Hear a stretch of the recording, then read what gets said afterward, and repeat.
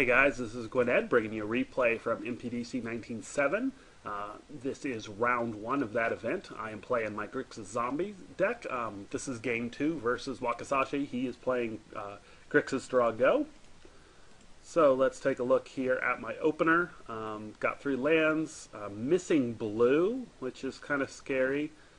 Not sure if that's a keep or not. I did choose, by the way, to play first. I went ahead and kept this. I think that's pretty borderline. Now, this one-eyed scarecrow is going to be pretty decent. It's going to be able to really let me hurt some of his flyers, but I think I only played a 1-of actually in this, simply because I needed one more creature. Felt like the creatures were pretty good. So hopefully I can draw into some blue here. Find another guild gate, which is not great. I'm going to be able to play the sewer shambler, which I did, which is another thing that I sideboarded in. He is not playing a lot of swamp, so this might have been kind of borderline now that I think about it. The scavenge is not very good since it's a sorcery speed, but anyway, that's what I did. I'm going to go ahead and play the scarecrow here. Oh, excuse me, play the sewer shambler, I mean, and pass the turn back. He's going to think twice, and does have a swamp right away, which is pretty good for me. Go ahead and swing in here with the sewer shambler. He does not have a removal for it, and then here just pass the turn. It's questionable, actually. I probably should have played the scarecrow there. Would have been happy to have that counterspell. Not sure what I was thinking there, other than maybe I was going to use Fires on Death, but don't really understand the play there.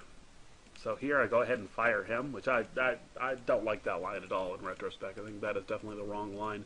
Would have been much better to go ahead and play the scarecrow, but as it is, just going to go ahead and swing in with the sewer shambler here, drop him to 14. And again, I probably should have played the scarecrow there. I don't really have any other plays. He does go ahead and fire Von Death, the sewer shambler. Don't have anything else I can play there. Again, I don't really understand why I passed there. The scarecrow would have been perfectly fine to play there, and it's not that good against him. Here, go ahead and play the Dead Reveler, and he's going to go ahead and counter it. Has Bone to Ash, really bad for me. Definitely playing a little loose here. Opponent's having some connection issues, which might have influenced. I might have just been so frustrated with it that I kind of punted here. Again, I should have played the Ghoul Raiser there. It's not like I'm going to be able to force through any of his counters. So should have just played it. Obviously, being stuck on Lance is not great, but it would have been far better to go ahead and at least play something. I do finally find an island, but it's just going to be too little too late here. He's really got, even though I've knocked 6 life on him, he's definitely in control of the board here. Does have Fairy Invaders. In response, I go ahead and Forbidden Alchemy. Take the Augur Spree here because it'll let me kill the invaders.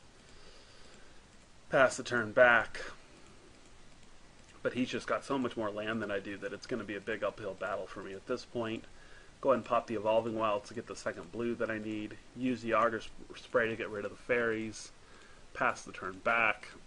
He has another invaders there to follow it up, which is definitely very good, plus a Haunted Fengraf to be able to return it to his hand once it's dead. Definitely a very strong play for him. I'm going to go ahead and play the Scarecrow since it weakens his invaders, and then try to get the Stitch Drake out. I am able to get it out through a counterspell.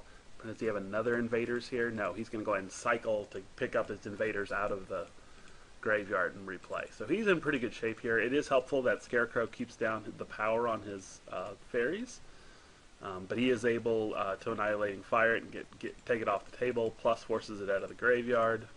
And here I take 6, and one of the problems with this deck is that these Fairy Invaders as 3/3s are terrible against Fires of Undeath because I can't kill them. Another change I'm thinking about for this deck is try to have some more powerful removal. Fires of Undeath is great since you can play it twice, but it's just too expensive, and against Fairy Invaders it really is very painful. He does let me go ahead and cast the Stitch Drake, and then I get the Highborn Ghoul out as well, but I'm assuming that he's got more removal for the Stitch Drake here, which he does, and now drops me down to 2, and is able to finish me off with a pillar. So kind of frustrated with that game, but that's sometimes how it goes. This was really my first time playing the Grixis Zombie deck, so could obviously, even looking back now, I can see there are some changes that were going to be made. Feel like he had a pretty good set of draws, both Game 1 and Game 2, with his ability to get the Fairy Invaders out. And anyway, But so that's how round one went, and fortunately, I can tell you that the other rounds went a little better. Wasn't quite so brutal for me. So yeah. Anyway, that was round one, and I'll be back in a minute for the next round.